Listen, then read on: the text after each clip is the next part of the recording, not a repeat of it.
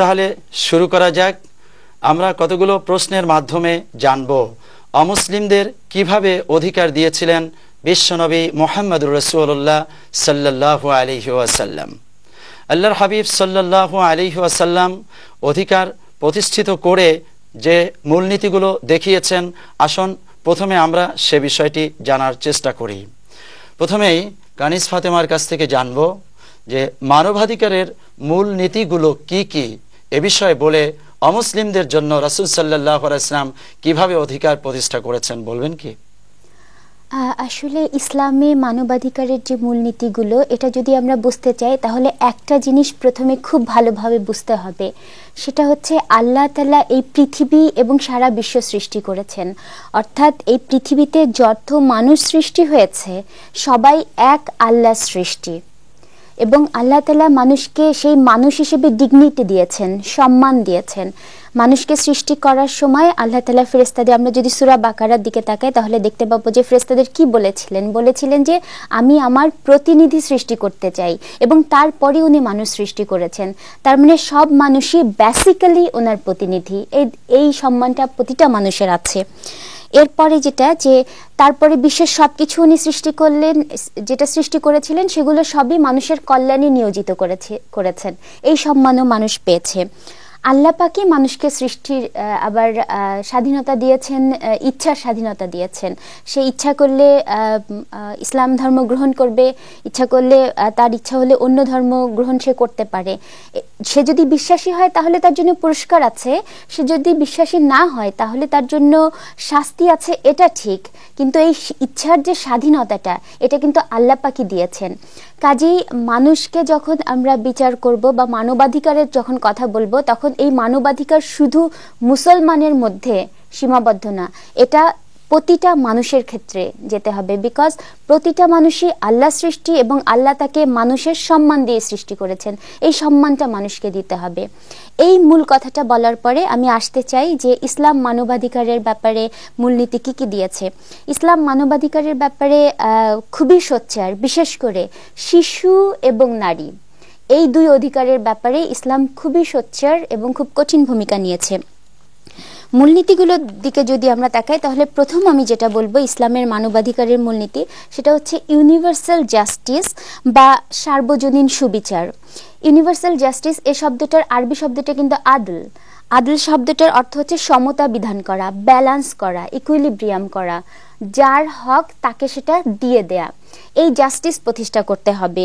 প্রতিটা মানুষই সুবিচার পাওয়ার হকদার। সূরা নিসার 134 নম্বর আয়াত আল্লাহ পাক বলেছেন যে হি ইমানদারগণ, তোমরা ন্যায়ের উপর প্রতিষ্ঠিত থাকো, আল্লাহর ওয়াস্তে ন্যায়সঙ্গত সাক্ষ্যদান করো, যদি তা পিতামাতা ও নিকট আত্মীয় স্বজনের বিপক্ষে হয় তবুও। সূরা মায়েদায় উনি বলেছেন, হে মুমিনগণ, তোমরা আল্লাহর উদ্দেশ্যে ন্যায় সাক্ষ্যদানের ব্যাপারে অবিচল থাকবে। অন্য কেউ তোমাদের সাথে শত্রুতা করবে বা ঘৃণা করবে, এই কারণে কখনো ন্যায় বিচার পরিত্যাগ করো না, সুবিচার করো, এটাই খোদাভীতির খুব কাছের ব্যাপার। তো আমরা দেখতে পাচ্ছি কোরআনের এই দুইটা আয়াতের যে মানবাধিকারের মূল কথা হচ্ছে ন্যায় বিচার প্রতিষ্ঠা করা। নামাজ পড়া বা রোজা রাখা এই ব্যাপারটা কিন্তু তুলনামূলকভাবে অনেক সহজ ন্যায় বিচার প্রতিষ্ঠার থেকে।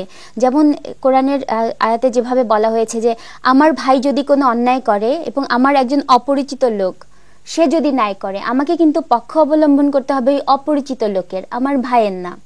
আমার পিতামাতা যদি অন্যায় করে এবং একজন সাধারণ লোক যদি সেই জুলুমের শিকার হয়, তাহলে কিন্তু আমাকে ন্যায় প্রতিষ্ঠা করতে হবে পিতামাতার বিপক্ষে গিয়ে। এটা খুব কঠিন কাজ।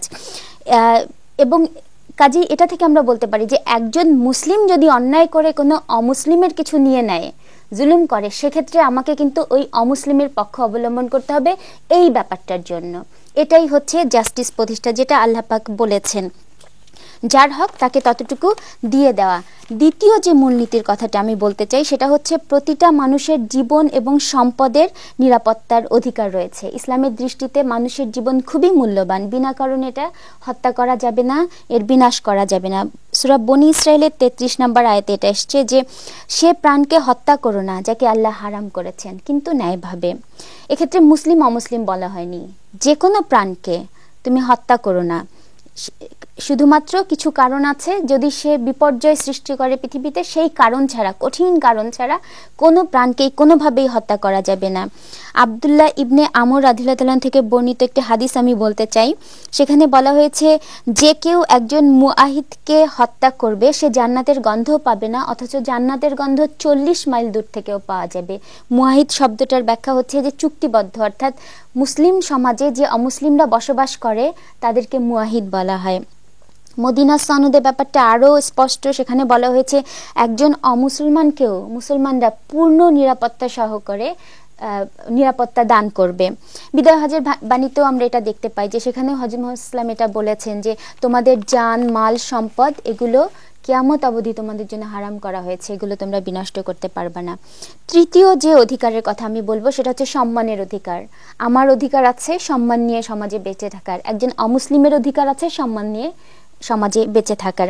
সূরা হুজরাতের 11 এবং 12 নম্বর আয়াতে এই ব্যাপারটি এত সুন্দরভাবে এসেছে যে সেখানে বলা হয়েছে কেউ যেন অন্যকে উপহাস না করে, বলা হয়েছে একে অপরের প্রতি যেন দোষারোপ না করে, বলা হয়েছে একে অপরকে যেন মন্দ নামে না ডাকে, বলা হয়েছে অহেতুক ধারণা যেন পোষণ না করে, কেউ কারো গোপন বিষয়ে যেন তদন্ত করতে না যায়, কেউ কারো পশ্চাতে যেন নিন্দা না করে।